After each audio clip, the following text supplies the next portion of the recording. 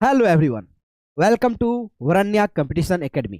पिछले सेशन में हम लोग क्लास 8 के एनसीईआरटी ज्योग्राफी का second number chapter land, soil, water, natural vegetation and wild life को बहुत ही शानदार तरीके से, बहुत ही डिटेल में और बहुत ही अच्छे से समझा।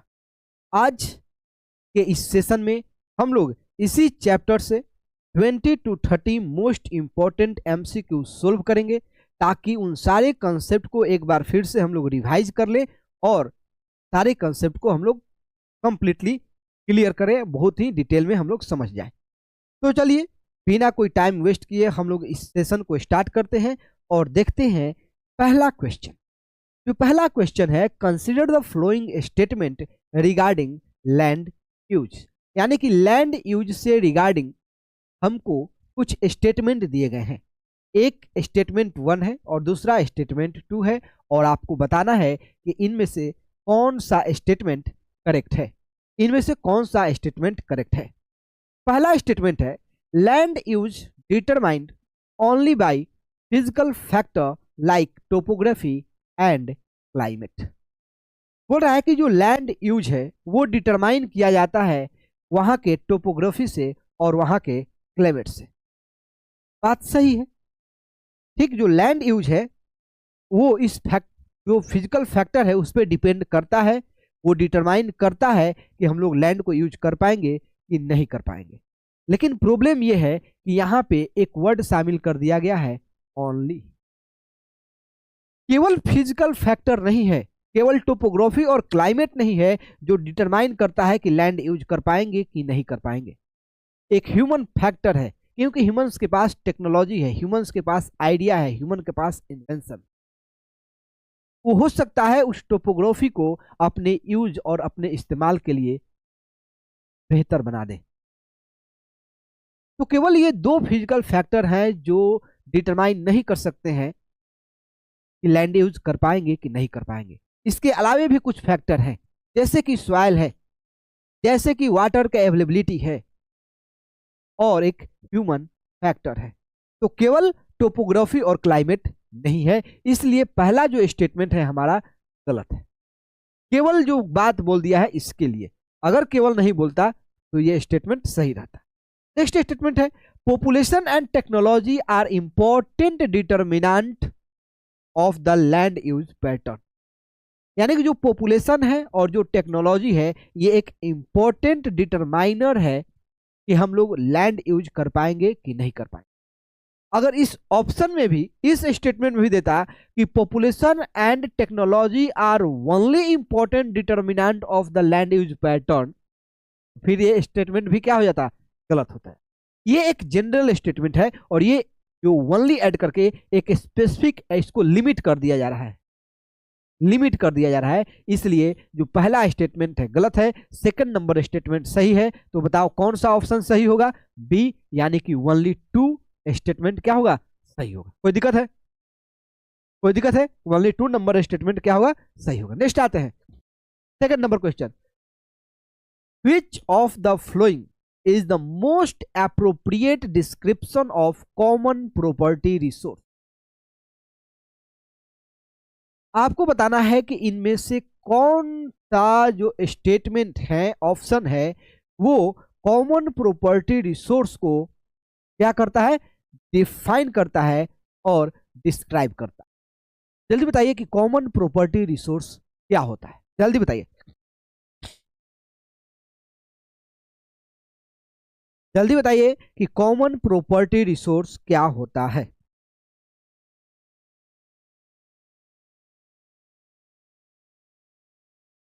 बोलिए, कॉमन प्रॉपर्टी रिसोर्स क्या होता है। तो ध्यान से देखो, ऑनरशिप के बेसिस पे हमारे पास दो टाइप के लैंड हैं। एक है प्राइवेट लैंड, यानी कि किसी एक व्यक्ति का इंडिविजुअल हो, इंडिविजुअल उस पर ऑनरशिप है। और दूसरा होता है कि उस लैंड पे पूरे कम्युनिटी का ऑनरशिप, पूरे कम्युनिटी का ऑनरशिप। कोई दिक्कत है। एक ऑनरशिप जो इंडिविजुअल होता है जिसको हम लोग प्राइवेट ऑनरशिप बोलेंगे, प्राइवेट रिसोर्स। दूसरा कॉमन कम्युनिटी रिसोर्स का मतलब उस पूरे कम्युनिटी का उस पे क्या है, राइट है, पूरे कम्युनिटी का उस पे ओनरशिप है। तो पहला स्टेटमेंट पढ़ो, land on by only a single person for agriculture. बोल रहा है एक सिंगल फैमिली के द्वारा जो लैंड एग्रीकल्चर पर्पस के लिए यूज किया जाता है वो एक क्या कॉमन प्रॉपर्टी रिसोर्स है? तो नहीं। जो फैमिली के द्वारा एग्रीकल्चरल लैंड यूज किए जाते हैं एग्रीकल्चर पर्पस के लिए वो एक प्राइवेट लैंड है। नेक्स्ट आते हैं, the land on by the community. जो लैंड कम्युनिटी के द्वारा ऑन किया जाता है फॉर अ कॉमन यूज के लिए, like collection of food, medicinal plant, for pasture, for forest, ये क्या है? ये है कॉमन प्रॉपर्टी ओनरशिप, जिसपे पूरे कम्युनिटी का क्या है, राइट्स हैं। तो स्टेटमेंट जो हमारा बी होगा वो क्या होगा, करेक्ट आंसर होगा। क्या होगा, करेक्ट आंसर होगा। यानी कि the land on by the community for a common purpose, यानी कि एक कॉमन पर्पस के लिए जब पूरे कम्युनिटी किसी एक लैंड को ऑन करती है तो वो जो लैंड होगा वो होगा कॉमन प्रॉपर्टी रिसोर्स। क्या होगा, कॉमन प्रॉपर्टी रिसोर्स। अब बताओ कॉमन प्रॉपर्टी रिसोर्स के लिए हम लोग किस लिए यूज कर सकते हैं? जैसे देखो गांव में तालाब होता है, ठीक, जैसे कि बिहार में छठ पूजा होता है तो छठ पूजा के लिए बहुत सारे तालाब यानी कि पॉन्ड्स बनाए गए हैं। वो जो पॉन्ड्स हैं वो किसी एक इंडिविजुअल का नहीं है, वो पूरे कम्युनिटी का है। क्या है, पूरे कम्युनिटी का उस पर क्या है, हकदार है, पूरे कम्युनिटी का उस पर राइट है, पूरे कम्युनिटी का ऑनरशिप। कोई दिक्कत है? कोई दिक्कत है? तो जो हमारा बी नंबर ऑप्शन है वो करेक्ट एक्सप्लेनेशन है किसका, तो कॉमन प्रॉपर्टी यूज का। नेक्स्ट आते हैं 4 number question, which of the flowing factor determine the colour, texture and chemical property of the soil. आप बताइए कि इनमें से कौन सा फैक्टर है जो किसी सॉइल के केमिकल प्रॉपर्टी, टेक्सचर और कलर को डिटरमाइन करता है। पिछले सेशन में हम लोगों ने बहुत ही बेहतरीन तरीके से इसको समझा है। आप बताइए कि इनमें से कौन सा प्रॉपर्टीज है जो डिटरमाइन करता है किस चीज का, कलर का, टेक्सचर का और उस सॉइल के केमिकल प्रॉपर्टीज को। जल्दी बताइए, जल्दी बताइए कि इनमें से कौन सा फैक्टर है जो डिटरमाइन करता है, जो डिटरमाइन करता है वहां के केमिकल प्रॉपर्टीज, उस सॉइल के टेक्सचर और उस सॉइल के कलर, उस सॉइल के कलर्स को कौन सा फैक्टर डिटरमाइन करता है? जल्दी बताइए कौन सा फैक्टर डिटरमाइन करता है? तो वो है पेरेंट रॉक। पेरेंट रॉक है जो सॉइल के कलर को, सॉइल के टेक्सचर को और सॉइल के केमिकल प्रॉपर्टीज को डिटरमाइन करता है। कोई दिक्कत है? कोई दिक्कत है? तो अब बात आ गई क्लाइमेट क्या डिटरमाइन करता है, तो क्लाइमेट डिटरमाइन करता है रेट ऑफ वेदरिंग।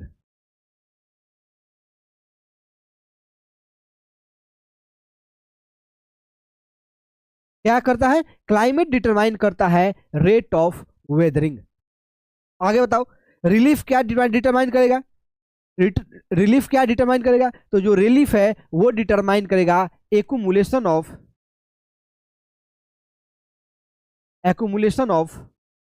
सॉइल। क्या डिटरमाइन करेगा? Accumulation of soil. और फ्लोरा और फाइना डिटरमाइन करेंगे किस चीज का, तो उसमें जो ह्यूमिडिटी है, उसमें जो ह्यूमिड है उसका, क्या, जो ह्यूमिड है उसका। जो फ्लोरा और फाउना है वो क्या डिटरमाइन करेगा, तो ह्यूमिडिटी यानी कि rate of humus, sorry rate of, इसको डिटरमाइन करेगा, जो फ्लोरा एंड फाउना है वो डिटरमाइन करेगा रेट ऑफ ह्यूमस। क्या डिटरमाइन करेगा? Rate of humus. तो जो रॉक्स हैं, जो पेरेंट रॉक है ये डिटरमाइन करता है सॉइल के कलर्स को, सॉइल के कलर्स को, सॉइल का टेक्सचर क्या होगा और उसका उसका केमिकल कंपोजिशन क्या होगा।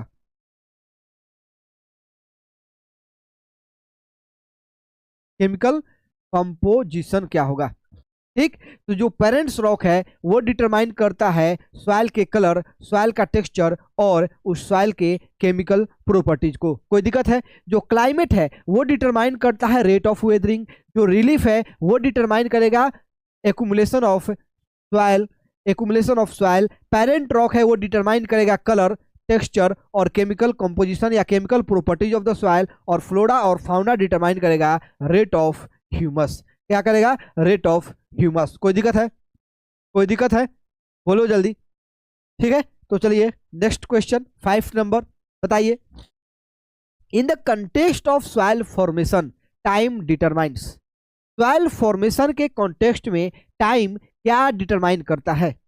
जल्दी बताइए, क्या डिटरमाइन करता है? देखो कौन कौन से फैक्टर है जो सॉइल के फॉर्मेशन में इंपॉर्टेंट होते हैं। तो पहला फैक्टर होगा पेरेंट्स रॉक। जो पेरेंट्स रॉक होगा वो डिटरमाइन करेगा कि सॉइल का कलर क्या होगा, सॉइल का टेक्सचर क्या होगा, सॉइल का जो केमिकल कंपोजिशन है या केमिकल प्रॉपर्टीज है वो क्या होगा। क्लाइमेट डिटरमाइन करेगा रेट ऑफ वेदरिंग को। क्या? क्लाइमेट डिटरमाइन करेगा रेट ऑफ वेदरिंग को। रिलीफ डिटरमाइन करेगा एक्यूमुलेशन ऑफ सॉइल को। और जो फ्लोरा और फाउना है वो डिटरमाइन क्या करेंगे बताओ? वो डिटरमाइन करेंगे फ्लोरा और फाउना की उसमें एक्यूमुलेशन ऑफ ह्यूमस कितना होगा। लेकिन टाइम क्या डिटरमाइन करेगा? आप जल्दी बताइए, टाइम क्या डिटरमाइन करेगा? तो टाइम डिटरमाइन करेगा thickness of the soil profile. Time क्या डिटरमाइन करेगा? Thickness of the soil profile. Rate of weathering कौन डिटरमाइन करता है? क्लाइमेट। रेट ऑफ वेदरिंग क्या डिटरमाइन करता है? Climate. Thickness of the soil कौन डिटरमाइन करता है? टाइम। क्या डिटरमाइन करता है? टाइम। एक्यूमुलेशन ऑफ ह्यूमस कौन डिटरमाइन करेगा? तो वहां पे जो फ्लोरा होगा और फाउना होगा, जो फ्लोरा और फाउना होगा वो एक्यूमुलेशन ऑफ ह्यूमस को, उसमें जो मिनरल कंटेंट होंगे, उसका जो कलर होगा सॉइल का और उसका जो टेक्सचर होगा वो डिटरमाइन करेगा पेरेंट रॉक, पेरेंट रॉक्स। जैसे कि इंडिया के डेक्कन प्लेटू के साइड डेक्कन एरिया में ब्लैक सॉइल मिलते हैं। वो ब्लैक सॉइल क्यों है? क्योंकि वहां पे वोल्केनिक इरप्शन हुआ था। यानी कि जो वहां का जो पेरेंट्स रॉक है वो एग्नियस रॉक है। क्या है? एग्नियस रॉक है। कोई दिक्कत है? तो टाइम क्या डिटरमाइन करेगा? तो टाइम डिटरमाइन करेगा thickness of the soil profile. Soil का क्या थिकनेस होगा उसको डिटरमाइन करने वाला कौन सा फैक्टर है? टाइम। देखो जो सॉइल का फॉर्मेशन है उसके लिए कुछ इंपॉर्टेंट फैक्टर है। पहला फैक्टर है parents rock. Parents rock decide करेगा कि सॉइल का कलर क्या होगा, सॉइल का टेक्सचर क्या होगा, उस सॉइल का केमिकल प्रॉपर्टीज क्या होगा। जो एक्यूमुलेशन ऑफ ह्यूमस है इसको डिसाइड करने वाला क्या है? तो फ्लोरा और फाउना है। जो क्लाइमेट है वो डिटरमाइन करेगा रेट ऑफ वेदरिंग को। रेट ऑफ वेदरिंग के कारण ही तो बनेगा क्या? बोलो, थिकनेस यानी कि ऑफ द सॉइल प्रोफाइल। ये जो thickness of the soil profile है ये टाइम के साथ होगा, क्योंकि वेदरिंग ऐसा नहीं होगा कि आज मन किया सूर्य भगवान को बहुत ज्यादा टेम्परेचर हो गए और पूरा तहस नहस कर दिए। एक दिन में नहीं होता है। क्या होता है? धीरे धीरे धीरे धीरे धीरे धीरे। कोई दिक्कत है? Slowly slowly. 6 नंबर क्वेश्चन का आंसर जल्दी बताइए। 6 नंबर क्वेश्चन पढ़िए और इसका आंसर जल्दी बताइए क्या है। 6 नंबर क्वेश्चन का आंसर जल्दी बताइए क्या होगा। 6 नंबर क्वेश्चन का आंसर क्या होगा? क्वेश्चन है which method of soil conservation, which method of soil conservation involve building stone और the grass barrier along contours, along contours, contours के along हम लोग सॉइल जो स्टोन है वो क्या करते हैं? एक दूसरे पे रखते हैं। ठीक, स्टोन का बैरियर बनाते हैं और ग्रास का बैरियर बनाते हैं। तो बताना है कि ये जो सॉइल कंजर्वेशन है इस मेथड को हम लोग क्या बोलते हैं। तो इस मेथड को क्या बोलेंगे बताओ? इस मेथड को बोलेंगे हम लोग कैंटोर बैरियर्स। क्या बोलेंगे? Centaur barriers. सोचो कि एक हिली एरिया है, एक स्लोपी एरिया है, इस पे हम क्या करेंगे? यहां से ऐसे, लेकिन इस एरिया में हम लोग कुछ यानी ऐसे एरिया नहीं बनेगा, इसी पे हम लोग क्या करेंगे? ऐसे, सॉरी,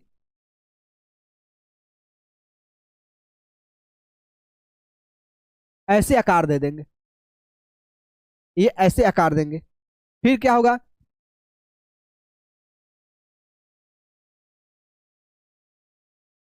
ऐसे देंगे। अब ये जो एरिया है ये वाला, यहाँ पे हम क्या कर देंगे, ग्रास रख देंगे, यहाँ पे स्टोन रख देंगे, ताकि जो रेट ऑफ फ्लोइंग ऑफ जो वाटर है वो जो मूवमेंट है वाटर का वो क्या हो जाए, कम हो जाए। जब वाटर के मूवमेंट कम होगा, वाटर वहां पे एक्यूमुलेट करेगा, तो ये वाटर उस रॉक्स के द्वारा, उस वहां पे जो सॉइल अवेलेबल है उसके द्वारा ये कहा जाएगा तो ग्राउंड वाटर में। और इस मेथड से हम लोग ग्राउंड वाटर को क्या करते हैं, वो रिचार्ज कर देते हैं और वाटर को भी कंजर्व करते हैं। तो किसके द्वारा, कैंटोर बैरियर के द्वारा। मल्चिंग में क्या करते हैं, तो मल्चिंग में हम लोग सॉइल में जो ह्यूमिडिटी मौजूद है उस ह्यूमिडिटी को कम करने के लिए, ह्यूमिडिटी के जो इवोपरेशन होता है उसको कम करने के लिए हम पूरे सॉइल को घास से या प्लास्टिक से ढक देते हैं। जैसे कि ये क्या करेंगे कि हम लोग सोचो कि खेती करना है पपीता का या खेती करना है स्ट्रॉबेरी का, उसके लिए हम क्या करेंगे, यहाँ पे हम लोग एक पॉलिथीन बिछा देंगे, यहाँ पे हम लोग एक प्लास्टिक का कवर लगा देंगे ऐसे पूरे ये सॉइल पे, यहाँ से यहाँ तक, बस इतना पे ही। फिर हम लोग एक कवर लगाएंगे इतना पे ही।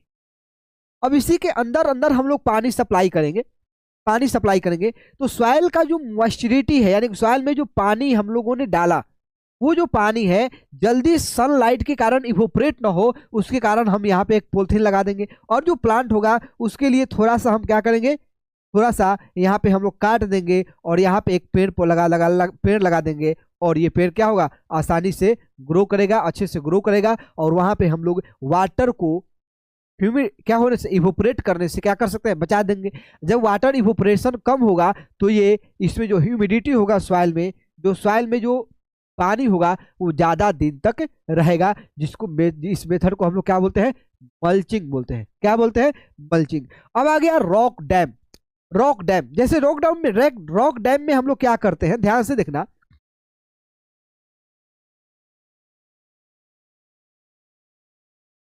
जैसे कि ये रोड है और इधर माउंटेन्स है, ठीक। तो इस रोड के किनारे पे क्या करेंगे, एक नाला टाइप का ऐसे बना देंगे। और जो नाला होगा अब ऐसे बनेगा, ठीक। मान लीजिए स्लोपी एरिया है और पानी ऐसे आएगा तो हम यहाँ पे रॉक रख देंगे। क्या करेंगे, रॉक रख देंगे, जिससे जो rate of flowing of water है वो क्या हो जाएगा, कम हो जाएगा। Rate of flowing of water क्या होगा, कम होगा। जब rate of flowing of water कम होगा तो यहाँ पे पानी क्या होगा, पहले एक्यूमुलेट होगा, फिर वाटर वो धीरे धीरे पानी में, ग्राउंड वाटर में क्या करेगा, यानी कि सॉइल में शिप करेगा, अंदर जाएगा, ग्राउंड वाटर रिचार्ज हो जाएगा। फिर यहाँ से धीरे धीरे पानी निकलेगा, फिर यहाँ पे रॉक रहेगा, फिर पानी एक्यूमुलेट करेगा, फिर धीरे धीरे यहाँ से आएगा, फिर एक्यूमुलेट करेगा, फिर इधर से आएगा, फिर एक्यूमुलेट करेगा। इससे हमारा ग्राउंड वाटर भी रिचार्ज हो जाएगा। और जो गलीज इरोजन होता है उस गलीज इरोजन को रोकने के लिए हम लोग रॉक डैम का यूज करेंगे। इंटरक्रॉपिंग क्या होता है, सोचो कि एक हमारे पास दो फसल के सीजन है, एक रबी और दूसरा खरीफ। लेकिन जब दोनों को हम लोग खत्म करते हैं तो दोनों के बीच का जो गैप होता है वो लगभग 2 to 3 मंथ का होता है। जैसे देखो अभी मैक्सिमम एरिया में गेहूं का खेती हो रहा है, रबी सीजन जा रहा है। कौन सा सीजन, रबी सीजन। लेकिन ये लगभग मार्च अप्रैल आते आते रबी सीजन खत्म हो जाता है। अब हम लोग जो पैडी का खेती करते हैं, खरीफ सीजन आता है, ये आता है लगभग जून से स्टार्ट होता है। अब मार्च अप्रैल मई जून ये जो 3 महीना है ये हमारा क्या हो गया, एक इंटरवल मिल गया जहां पे हम लोग कोई काम नहीं करते हैं, हमारा किसान कोई काम नहीं करता है। इसके बीच में अगर कोई हम लोग एग्रीकल्चर करते हैं, जैसे कि बीन लगा दिए, मूंग का खेती करने लगे, तो इसको हम लोग बोलेंगे इंटर क्रॉपिंग। क्या बोलते हैं इसको, इंटर क्रॉपिंग। तो बताओ इसका आंसर, सही आंसर क्या होगा, कैंटोर बैरियर। क्या होगा इसका आंसर, कैंटोर बैरियर। नेक्स्ट आते हैं 7 number question. In coastal and dry region rows of trees are planted to check the wind movement. This is known as, हम लोग कोस्टल एरिया में क्या करते हैं, बहुत सारा पेड़ लगा देते हैं ताकि विंड का मूवमेंट क्या हो, कम हो जाए।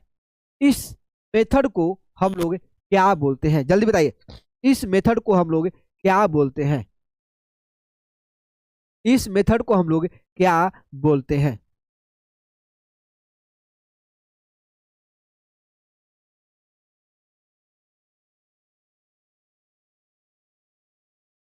जल्दी बताइए।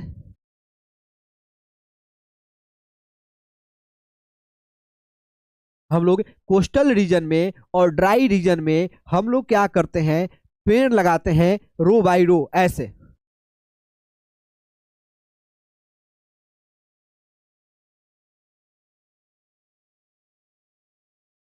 ताकि विंड के मूवमेंट को हम लोग क्या कर सके, रोक सके। तो इसको हम लोग क्या बोलते हैं, बोलो, शेल्टर बेल्ट बोलते हैं। क्या बोलते हैं, शेल्टर बेल्ट बोलते हैं। हम लोग विंड जो इरोजन होता है, सॉइल का जो इरोजन विंड के द्वारा होता है, उसको रोकने के लिए करते हैं, उसको रोकने के लिए करते हैं।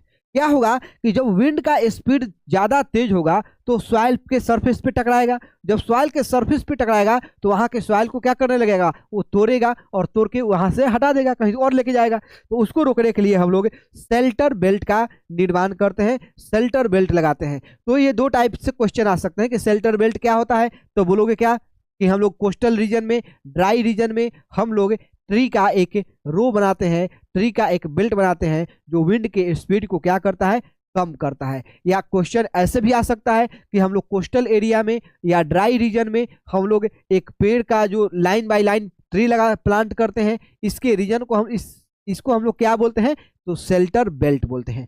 क्या बोलते हैं, शेल्टर बेल्ट बोलते हैं। नेक्स्ट आते हैं, what is the primary purpose of the mulching in the soil conservation.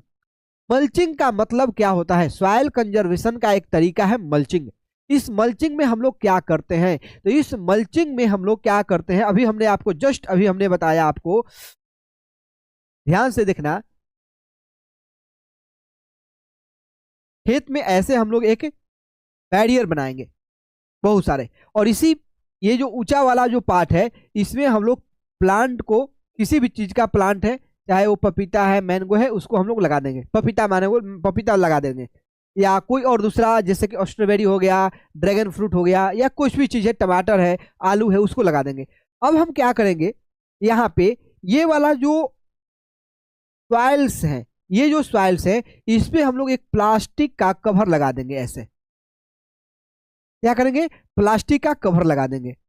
ये जो प्लास्टिक का कवर क्या करेगा, इस सॉइल में जो मॉइस्चर अवेलेबल है उसको इवोपरेट करने से रोकेगा, उसको ज्यादा दिन तक उस सॉइल में रिटेन करके रखेगा। जिससे क्या होगा कि हमें पानी का कम खपत होगा और वाटर को हम लोग क्या करेंगे, कंजर्व करेंगे, और सॉइल में मॉइस्चरिटी बना रहेगा तो उसमें ह्यूमस रहेगा। ह्यूमस रहेगा तो हमारे अच्छे क्वालिटी के जो बैक्टीरिया हैं, जो प्लांट के लिए फायदेमंद है, वो ग्रो करेंगे। कोई दिक्कत है, कोई दिक्कत है? तो हम लोग क्या किस लिए करते हैं, तो फ्लो ऑफ वाटर को कम करने के लिए नहीं, to help retain soil moisture. Soil moisture को रिटेन करने के लिए हम लोग किसका यूज करते हैं, तो मल्चिंग का यूज करते हैं। तो 8 का जो हमारा बी नंबर आंसर है, वो ऑप्शन है, वो सही आंसर होगा। 8 का जो बी नंबर ऑप्शन है वो सही।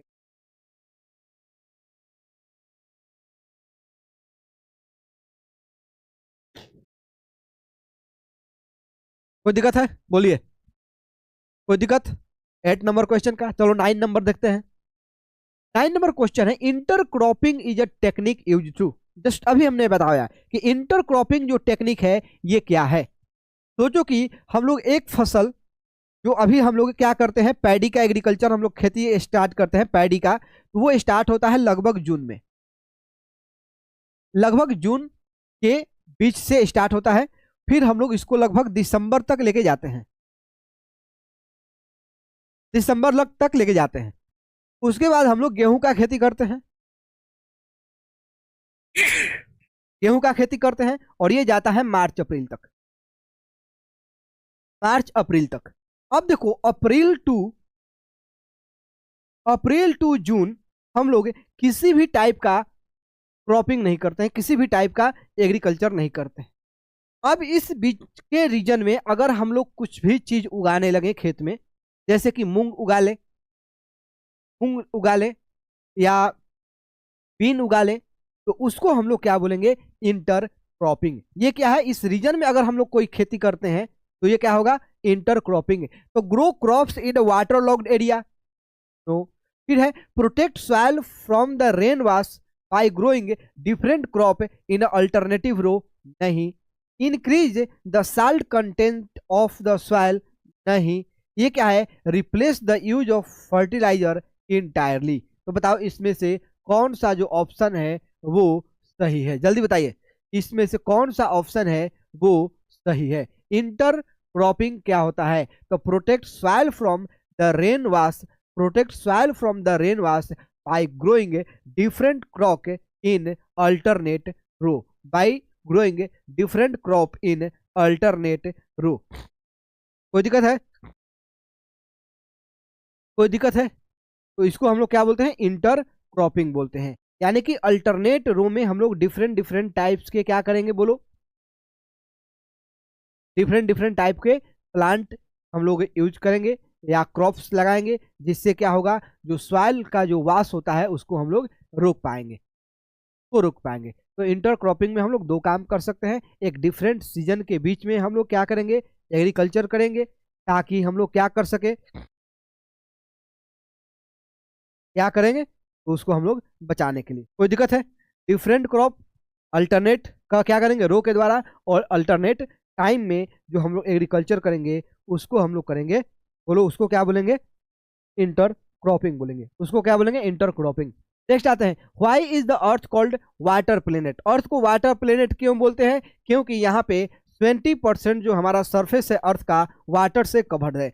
अर्थ का जो सरफेस है वो लगभग 21% किससे कवर्ड है, वाटर से, इसलिए अर्थ को हम लोग वाटर प्लेनेट या ब्लू प्लेनेट बोलते हैं। नेक्स्ट आते हैं, the most of the earth fresh water is found in the form of, जो फ्रेश वाटर है वो सबसे ज्यादा, देखो टोटल जो हमारा अर्थ सरफेस है, टोटल जो अर्थ सरफेस है इसका लगभग 20% जो पार्ट है अर्थ सरफेस का, 20% जो पार्ट है ये वाटर से कवर्ड है। इस वाटर, ये 20% का लगभग, इस 20% का लगभग 97% स्लाइन वाटर है।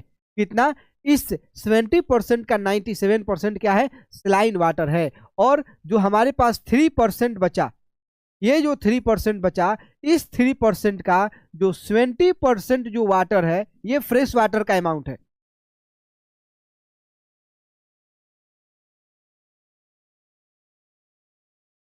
फ्रेश वाटर का अमाउंट है कितना, 3%। इस 3% का जो 70% पार्ट है, इस 3% का जो 70% पार्ट है वो हमें आइस के फॉर्म में मिलता है, आइस के फॉर्म में या ग्लेशियर रीजन में देखने को मिलते हैं। और जो बचा हुआ हमारे पास पार्ट है 30%, ये 30% हमें मिलते हैं किसमें, तो बताओ, तो रिवर और लेक में हमें मिलेंगे, ग्राउंड वाटर में हमें मिलेंगे, एटमॉस्फेरिक वेपर में। तो जो फ्रेश वाटर का अच्छा खासा अमाउंट है वो क्या है, आइस शीट और ग्लेशियर के फॉर्म में है, आइस शीट और ग्लेशियर के फॉर्म में है। कोई दिक्कत है? कोई दिक्कत है? बताइए। बहुत ही आसान क्वेश्चन है। तो अगर आप लोग को ये वीडियो पसंद आ रहा है तो प्लीज लाइक कीजिए, शेयर कीजिए और चैनल को सब्सक्राइब कीजिए, ठीक है? बोलो, कोई दिक्कत है? कोई दिक्कत? चलो देखते हैं नेक्स्ट क्वेश्चन। नेक्स्ट क्वेश्चन है, sprinkler are the most effective for irrigation. जो स्प्रिंकलर इरिगेशन है ये बहुत ही इफेक्टिव इरिगेशन है, इरिगेशन सिस्टम। आप बताओ कि इसका यूज हम लोग कहाँ करते हैं, किस रीजन में करते हैं, जल्दी बताइए, जल्दी बताइए, जल्दी बताइए। हम लोग स्प्रिंकलर जो इरिगेशन सिस्टम है इसका इस्तेमाल किस रीजन में करते हैं? क्या उस रीजन में करते हैं जहां पे हाई रेनफॉल है? देखो स्प्रिंकलर क्या होता है, एक इरिगेशन का मेथड है जहां पे हम लोग पाइप के द्वारा फुहारा जो निकलता है वो निकालेंगे और अपने जो प्लांट्स हैं उसको, वहाँ या वहाँ का जो सॉइल है उसको हम लोग मॉइस्चर प्रोवाइड कराएंगे। तो जो बोल रहा है कि एरिया विथ हाई रेनफॉल है वो वहाँ पे हमें स्प्रिंकलर का यूज करना जरूरी है? नहीं, क्योंकि वो एरिया खुद, वहाँ पे वाटर का अवेलेबिलिटी है नहीं है, वाटर बहुत ज्यादा मात्रा में है, तो हमें क्या जरूरत है वहाँ पे स्प्रिंकलर का यूज करने का? तो हम लोग इसका यूज करते हैं ड्राई रीजन। ड्राई रीजन में क्या होता है कि अगर हम लोग अपने खेत को, एक होता है कि एक फ्लड इरिगेशन होता है, फ्लड इरिगेशन का मतलब बोरिंग स्टार्ट किए या नहर से पानी लाए और छोड़ दिए, जितना लगना है लग जाए, हमें कोई मतलब नहीं है। वहां पे पानी बहुत ज्यादा वेस्ट होता है, क्योंकि ज्यादा से ज्यादा पानी अंडरग्राउंड वाटर में जाता है, वो तो चलो फायदे की बात है। लेकिन ड्राई रीजन में वो जो वाटर है बहुत ज्यादा इवोपरेट हो जाता है। लेकिन जो वाटर इवोपरेट हो रहा है वो जरूरी नहीं है कि प्रिसिपिटेशन के द्वारा उसी जगह पे गिरेगा, वो कहीं और जाके गिरेगा, कहीं और प्रिसिपिटेशन होगा, तो हमें उससे कोई फायदा नहीं है, हमारा तो पानी नुकसान हो रहा है। अगर बिहार के पानी को हम लोग यूज करेंगे, इवोपरेट होगा, तो जरूरी नहीं है कि वो सारा का सारा जो पानी इवोपरेट हुआ है बिहार से वो बिहार में ही गिरे, दिल्ली से इवोपरेट हुआ है तो दिल्ली में ही गिरे, वो फिर कहीं भी हो सकता है, या वैसा जगह हो सकता है जहां पे हम उसका कोई इस्तेमाल कर भी नहीं सकते हैं। तो हम लोग इसका यूज ड्राई रीजन में करते हैं ताकि जो रेट ऑफ इवोपरेशन है वो क्या हो जाए, कम हो जाए। क्या हो जाए, रेट ऑफ इवोपरेशन कम हो जाए। कोई दिक्कत 13 नंबर में? तो स्प्रिंकलर जो इरिगेशन है इसका यूज हम लोग कहाँ करते हैं, तो ड्राई रीजन में करते हैं। कोई दिक्कत, जल्दी बताइए, कोई दिक्कत है? तो यहाँ पे हम लोग क्या करते हैं, एक फुहारा लगाते हैं और वो फुहारा ऐसे घूमता रहेगा और पानी पूरे एरिया में वहां पे जाते रहेगा। तो हम लोग टाइम इंटरवल फिक्स कर देंगे, वहां पे हम लोग फुहारा लगाएंगे, और वहां पे क्या होता है, उसमें क्या होता है, पानी का अमाउंट बहुत कम खर्च होता है, बहुत कम मात्रा में पानी खर्च होता है, और सॉइल में मॉइस्चरिटी भी बना रहता है, क्योंकि हम उसको वहां पे रेगुलर यूज कर रहे हैं। नेक्स्ट आते हैं, ड्रिप और ट्रिकल इरिगेशन क्या होता है, बताओ। ड्रिप और ट्रिकल इरिगेशन कहाँ होता है और किस रीजन में हम लोग इसको यूज करते हैं, जल्दी बताइए, किस रीजन में हम लोग इसको यूज करेंगे, जल्दी बताइए। तो ड्रिप इरिगेशन क्या होता, पहले क्या होता है, पहले ये समझो। तो ड्रिप इरिगेशन के द्वारा जो वाटर है हम डायरेक्ट उस प्लांट के रूट तक लेके जाते हैं, बात समझे। स्प्रिंकलर में क्या होता है, हवा में पानी छोड़ते हैं, फुहारा टाइप का, और जो ड्रिप इरिगेशन होता है, जो ट्रिकल इरिगेशन होता है, उसमें हम लोग डायरेक्ट रूट के पास पानी को क्या करते हैं, प्रोवाइड करते हैं। ये किस रीजन में किया जाएगा, जहाँ पे पानी का कम होगा। पानी कहाँ पे कमी होगा, तो ड्राई रीजन में कमी होगी। जहाँ भी ड्राई रीजन होगा वहाँ का पानी का शॉर्टेज होगा, वहाँ पे हम लोग पानी बचाने का यूज ज़्यादा करेंगे। और ये दो तरीका है, एक स्प्रिंकलर इरिगेशन और दूसरा ड्रिप इरिगेशन, जिससे हम लोग वाटर को क्या कर सकते हैं, कंजर्व कर सकते हैं। बोलो, कोई दिक्कत है? कोई दिक्कत है तो बताइए। 14 नंबर हो गया क्वेश्चन। आते हैं next, which chemical is often found in the industrial effluent that pollute water. ठीक, जो इंडस्ट्री के द्वारा हम लोग पानी डिस्चार्ज करते हैं रिवर में उसमें कौन सा केमिकल होता है, क्या उसमें ऑक्सीजन होता है, तो ऑक्सीजन से हमें क्या नुकसान होगा, तो नहीं। क्या उसमें नाइट्रेट होता है, मैग्नीशियम होता है, या ह्यूमस होता है, तो ह्यूमस पानी में क्या करेगा, ह्यूमस नहीं। मैग्नीशियम होता है, जल्दी बताइए, क्या मैग्नीशियम और नाइट्रेट होता है, जल्दी बताइए कि इसमें से कौन सा ऑप्शन अब दो में से सही है, जल्दी बताइए, जल्दी बताइए कि इनमें से कौन सा दो सही है। तो जो पोल्यूशन वाटर में होता है वो होता है नाइट्रेट से। नाइट्रेट जहां पे नाइट्रोजन ज्यादा हो, जब किसी वाटर बॉडी में नाइट्रोजन का अमाउंट बढ़ जाए अचानक से, तो वहां पे यूट्रिफिकेशन होगा। यूट्रिफिकेशन होने का मतलब है कि जो कुछ ऐसे प्लांट ग्रो हो जाएंगे, इतना ज्यादा हो जाएगा, इतना ज्यादा वो मान लो कि उसमें मान लो कि प्रोटीन आ जाएगा, इतना ज्यादा वो रिच हो जाएगा, मिनरल रिच हो जाएगा, कि जिसको खाने के बाद जो वहां पे जो पेड़ पौधे नहीं, जो एनिमल्स हैं वो मर जाएंगे।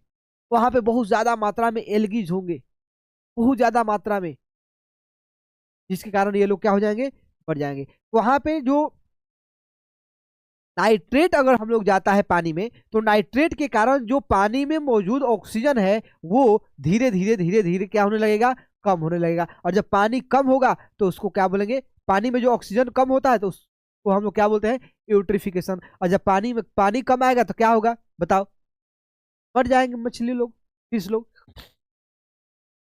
इसका बी नंबर जो ऑप्शन है नाइट्रेट, वो हमारा क्या है, सही आंसर है।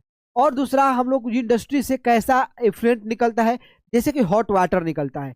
अगर गर्म पानी डायरेक्ट हम लोग वाटर में डालते हैं, रिवर में डालते हैं, तो उस रीजन में जो हमारे जीव जंतु हैं, जो हमारे फिश हैं, वो क्या हो जाएंगे, मर जाएंगे। वहां का इकोसिस्टम क्या हो जाएगा, बर्बाद हो जाएगा। नेक्स्ट आते हैं 16 number question, the narrow zone of contact between the lithosphere, hydrosphere and atmosphere. जो नैरो जोन होता है लिथोस्फीयर, हाइड्रोस्फीयर और एटमॉस्फेयर के बीच के रीजन को जैसे ये वाला आपको रीजन दिखाई दे रहा होगा, इस रीजन को हम लोग बोलते हैं बायोस्फीयर। क्या बोलते हैं? बायोस्फीयर। यानी कि जहां पे तीनों ये दो डोमेन है अर्थ पे, कौन? लिथो, हाइड्रो और एटमॉस्फेयर, जहां तीनों होंगे वहीं पे लाइफ पॉसिबल है। इसलिए इस रीजन को हम लोग क्या बोलते हैं? तो बायोस्फीयर बोलते हैं। क्या बोलते हैं इसको? बायोस्फीयर बोलते हैं। नेक्स्ट आते हैं 20 number question. In the biosphere living beings are inter related and interdependent on each other for survival. Biosphere में जो लिविंग बींग्स हैं, लिविंग ऑर्गेनिज्म हैं, वो एक दूसरे से जुड़े हुए होते हैं, एक दूसरे पे डिपेंडेंट होते हैं अपने सर्वाइवल के लिए। तो this life supporting system is known as, तो इस टाइप के लाइफ सपोर्टिंग सिस्टम को हम लोग क्या नाम से जानते हैं? किस नाम से जानते हैं? तो उसको हम लोग इकोसिस्टम के नाम से जानते हैं। उसको हम लोग इकोसिस्टम के नाम से जानते हैं। ठीक, जब बायोस्फीयर में एक लाइफ सपोर्टिंग सिस्टम होता है जहां पे एक डोमेन दूसरे डोमेन से इंटर रिलेटेड है, चाहे वो बायोटिक कंपोनेंट है, एबायोटिक कंपोनेंट है, दोनों कंपोनेंट एक दूसरे से इंटर रिलेटेड है, और जो एनिमल्स है, डिफरेंट डिफरेंट टाइप्स के जो एनिमल है, ये एनिमल भी एक दूसरे पे क्या है? इंटरडिपेंडेंट है, इंटरडिपेंडेंट है। और इस टाइप के जो लाइफ सपोर्टिंग सिस्टम है उसको हम लोग क्या बोलते हैं? तो इकोसिस्टम बोलते हैं। क्या बोलते हैं? इकोसिस्टम बोलते हैं। 18 नंबर क्वेश्चन है, the vulture in the Indian subcontinent were dying of kidney failure. जो इंडियन सब कॉन्टिनेंट में जो वल्चर है ये किडनी फेलियर के कारण मर रहे हैं। तो आपको बताना है कि ये जो वल्चर है किस किस टाइप के ड्रग को कंज्यूम कर रहे हैं और ये कहां से कंज्यूम कर रहे हैं, इसका आंसर आप बताइए। और ये क्वेश्चन लगभग यूपीएससी में लगभग क्या होता है? यूपीएससी में पूछा गया है। ये क्वेश्चन यूपीएससी में पूछा गया है और इस टाइप के क्वेश्चन पूछे जाते हैं अगर कोई केमिकल है, पेस्टिसाइड है जो हमारे इन्वायरमेंट के लिए नुकसान है या जीव जंतु के लिए नुकसान है, इससे रिलेटेड क्वेश्चन अक्सर पूछे जाते हैं यूपीएससी और बीपीएससी जैसे एग्जाम में। तो आप बताइए कि जो हमारा इंडियन सब कॉन्टिनेंट में जो इंडियन वल्चर है, जो वल्चर है वो किडनी फेलियर के कारण मर रहे हैं, तो वो किस किस ड्रग्स को कंज्यूम कर रहे हैं? जल्दी बताइए, कौन से ड्रग्स को वो कंज्यूम कर रहे हैं? जल्दी बताइए।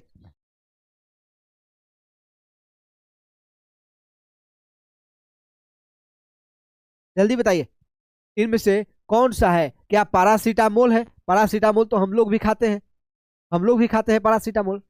नहीं। पेनिसिलिन और विटामिन बी 12, विटामिन बी 12 से कौन मरता है? पेनिसिलिन क्या है? एक एंटीबायोटिक है। तो यहाँ पे क्या है? डाइक्लोफेनेक। ये जो डाइक्लोफेनेक है, जो हमारे जो मवेशी है जैसे गाय हो गया, भैंस हो गया, ये इसको हम लोग एज अ पेन किलर के रूप में देते हैं। लगभग किसके रूप में? पेन किलर के रूप में हम लोग इस डाइक्लोफेनेक जो ड्रग्स है इसको हम लोग देते हैं। लेकिन जब ये एनिमल्स जिसको हम लोगों ने ये डाइक्लोफेनेक जो पेन किलर दिया, अगर वो मर जाते हैं तो मरने के बाद जो है एक्सकेवेंजर उसको खाएंगे। तो एक्सकेवेंजर कौन है? वल्चर है। वल्चर एक क्या है? एक्सकेवेंजर है जो हमारे इन्वायरमेंट को क्लीन रखता है। ये एक्सकेवेंजर उस एनिमल्स को खाते हैं और ये जो एनिमल्स में जो ड्रग्स है उस ड्रग्स किसके अंदर जाता है? वल्चर के कारण जाता है और वल्चर का जो किडनी है वो फेल होता है। तो किस ड्रग्स के कारण? तो डाइक्लोफेनेक जो ड्रग है इसके कारण। और वल्चर क्या है? इन्वायरमेंट क्लीनर है, क्योंकि जो मरे सड़े जो एनिमल्स हैं, जो मरे हुए एनिमल्स हैं को खा करके क्या करता है? हमारे इन्वायरमेंट को क्लीन करता है। नेक्स्ट आते हैं 19 number question, which of the following is a human made cause for the decline of wild life. आप बताइए कि जो डिक्लाइन ऑफ वाइल्ड लाइफ हो रहा है, यानी कि वाइल्ड लाइफ का जो डिक्लाइन हो रहा है वो या उसमें कौन सा ह्यूमन मेड फैक्टर है या कौन सा ह्यूमन मेड कॉज है? जल्दी बताइए, कौन सा ह्यूमन मेड कौन सा इसमें फैक्टर है? जल्दी बताइए, इसका आंसर क्या होगा? 19 का जल्दी बताइए, जल्दी बताइए क्या होगा इसमें? जल्दी बताइए। सुनामी होगा? क्या सुनामी होगा? तो सुनामी क्या हम लोग लाते हैं? सुनामी हम लोग लाते हैं? नहीं, ये एक नेचुरल फिनोमिना है, ह्यूमन मेड फिनोमिना नहीं। फॉरेस्ट फायर एक नेचुरल फिनोमिना होगा। डिफोरेस्टेशन क्या होता है? हम लोग करते हैं। डिफॉरेस्टेशन क्या होते हैं, हम लोग करते हैं। तो वाइल्ड लाइफ का जो डिक्लाइनेशन हो रहा है वो डिफॉरेस्टेशन के कारण हो रहा है, क्योंकि जब हम लोग फॉरेस्ट को काटेंगे तो जो एनिमल्स का जो हैबिटाट होगा वो लूज होगा, वो एनिमल जो हमारे खेतों के तरफ आएंगे, फिर ह्यूमन एनिमल कॉन्फ्लिक्ट होगा, वो इस ह्यूमन एनिमल कॉन्फ्लिक्ट में ह्यूमन्स भी मारे जाएंगे और एनिमल्स भी मारे जाएंगे। कोई दिक्कत है? कोई दिक्कत है? जैसे कि हम लोग किसी भी फॉरेस्ट से एक रेलवे लाइन गुजारते हैं, रेलवे लाइन गुजारते हैं या एक सड़क लेके जाते हैं, रोड लेके जाते हैं, तो मान लिया अचानक अचानक ट्रेन के सामने या ट्रक के सामने कोई एनिमल आ गया, तो फिर क्या होगा, मारा जाएगा। ठीक, तो उसमें क्या होता है, वाइल्ड लाइफ डिक्लेनेशन होता है। किसके कारण? तो डिफॉरेस्टेशन के कारण। ये जो जितने भी फैक्टर है, जैसे कि लैंडस्लाइड है, लैंडस्लाइड में ह्यूमन फैक्टर और नेचुरल फैक्टर दोनों इन्वॉल्व होते हैं। फॉरेस्ट फायर एक क्या है, नेचुरल फैक्टर है, लेकिन इसमें भी ह्यूमन फैक्टर इन्वॉल्व है, क्योंकि हम लोग क्लाइमेट चेंज हो रहा है, किसके कारण? ग्लोबल वार्मिंग के कारण। उस ग्लोबल वार्मिंग के कारण और भी फॉरेस्ट फायर तेजी से क्या हो रहा है, लग रहा है। दूसरा सुनामी है। सुनामी क्या होता है, जब कॉन्टिनेंटल प्लेट है या ओसेनिक प्लेट है, वो क्या होते हैं, शिफ्ट करते हैं, तो ज़्यादा अमाउंट में वाटर क्या होता है, अपना वाटर रिप्लेस होता है। उस वाटर रिप्लेसमेंट के कारण क्या आता है, सुनामी आता है। नेक्स्ट आते हैं, poaching are primarily done by illegal trade of. ठीक, जो पोचिंग होता है, पोचिंग का मतलब होता है illegal trades of the animals part या एनिमल्स पार्ट्स को हम लोग क्या करते हैं, उसके लिए, क्योंकि वो बेनिफिट होता है कभी मेडिसिनल प्रॉपर्टी में या कुछ भी चीज में, तो उसके लिए हम लोग एनिमल्स को मार देते हैं। तो क्यों मारते हैं? उसके हाइट्स के लिए, उसके स्किन के लिए, उसके नेल के लिए और उसके हॉर्न के लिए। ठीक है, तो जो बी नंबर ऑप्शन है वो क्या है, सही आंसर है। हाइट्स, स्किन, नेल और हॉर्न के लिए हम लोग एनिमल को मारते हैं। अब बताओ, एनिमल को हम लोग क्यों मारेंगे? एनिमल का इलीगल ट्रेड क्या करेंगे, ग्रेन और सीड के लिए? नहीं। सैंड और स्टोन के लिए? वाटर और मिनरल के लिए? नहीं। हम लोग उसको मारते हैं हाइट्स, स्किन, नेल और हॉर्न के लिए। कोई दिक्कत है? कोई दिक्कत है? तो इसका बी नंबर जो ऑप्शन है वो सही आंसर हो जाएगा। अब बताइए 21 का क्या होगा, poaching is primarily done by, वही आ गया, सॉरी क्वेश्चन रिपीट हो गया। साइट स्टैंड फॉर, साइट्स का मतलब क्या होता है, जल्दी बताइए। साइट्स का मतलब क्या होता है? साइट्स का मतलब क्या होता है? क्या हो, पहला ऑप्शन होगा convention on international trade in endangered species of the wild fauna and flora, या सेकेंड होगा committee on international trade and economic sustainability, या centre for international timber and environment science, या council of integrated transport and energy system. देखो, अभी हम लोगों ने देखा कि पोचिंग होता है, उसके हाइट्स के लिए, उसके स्किन के लिए, उसके नेल के लिए, उसके हॉर्न के लिए। इसको रोकने के लिए एनिमल्स का इलीगल ट्रेड होता है, या प्लांट का भी इलीगल ट्रेड होता है। जैसे कोई प्लांट है जिसका मेडिसिनल प्रॉपर्टी बहुत ज़्यादा है, या और वो प्लांट इंडेंजर्ड कैटेगरी में आ रहा है, इंडेंजर्ड कैटेगरी में आ गया है, सरकार उसको क्या करना चाहती है, बचाना चाहती है। तो इसके लिए, इस इलीगल ट्रेड को रोकने के लिए हम लोगों ने एक संगठन बनाया जिसका नाम है साइट्स। साइट एक कन्वेंशन है, इंटरनेशनल कन्वेंशन है, किसके लिए? तो trade in endangered species of wild flora and fauna को रोकने के लिए। यानी कि जो ए ऑप्शन है, कन्वेंशन और international trade, convention on international trade in endangered species of the wild fauna and flora. जो वाइल्ड फाउना और फ्लोरा का जो इलीगल ट्रेड होता है, उस इलीगल ट्रेड को रोकने के लिए हमने एक कन्वेंशन तैयार किया है वर्ल्ड लेवल पे। वो क्या है? Convention on international trade in endangered species of wild fauna and flora. Plant के लिए भी है और एनिमल्स के लिए भी है। नेक्स्ट आते हैं, national park and wild life sanctuary are establish to. हम लोग नेशनल पार्क और वाइल्ड लाइफ सेंचुरी किस लिए बनाए हैं, जल्दी बताइए, जल्दी बताइए कि हम लोगों ने इसको किस लिए बनाया है। नेशनल पार्क और वाइल्ड लाइफ सेंचुरी हम लोगों ने किस लिए बनाया है? तो क्या हम लोगों ने हंटिंग को प्रमोट करने के लिए, हंटिंग टूरिज्म को प्रमोट करने के लिए करेंगे? क्या हम लोग हंटिंग टूरिज्म का मतलब वहां पे जंगल में जाओ और वहां के जो एनिमल्स हैं, जो प्लांट्स हैं, पेड़ पौधे हैं, उसको मारो, इसके लिए करते हैं? तो नहीं। दूसरा है protect our natural vegetation and wild life. Next है हार्वेस्ट टिम्बर फॉर एक्सपोर्ट, या टिम्बर को एक्सपोर्ट करने के लिए हार्वेस्ट करना, या डैम फॉर इलेक्ट्रिसिटी को बिल्ड करना, नहीं। हम किसके लिए करते हैं? तो protect our natural vegetation and wild life. Natural vegetation और वाइल्ड लाइफ को प्रोटेक्ट करने के लिए हम लोगों ने नेशनल पार्क, बायोस्फीयर पार्क और वाइल्ड लाइफ सेंचुरी जैसे जो कंसेप्ट्स हैं वो हम लोगों ने याद किया है, उसको हम लोगों ने बनाया है। लास्ट क्वेश्चन देखते हैं। क्वेश्चन है, which international agreement list several species of animals and birds which is trade which in which trade is prohibited. हमारे पास कौन सा एग्रीमेंट है जो लिस्ट करता है उस स्पेसीज ऑफ एनिमल्स का, बर्ड्स का, जिसका इलीगल ट्रेड होता है, उस इलीगल ट्रेड को रोकने के लिए? जस्ट अभी हमने आपको बताया, क्या बताया? तो कन्वेंशन और international trade off endangered species of flora and fauna, यानी कि साइट्स। क्या? साइट्स।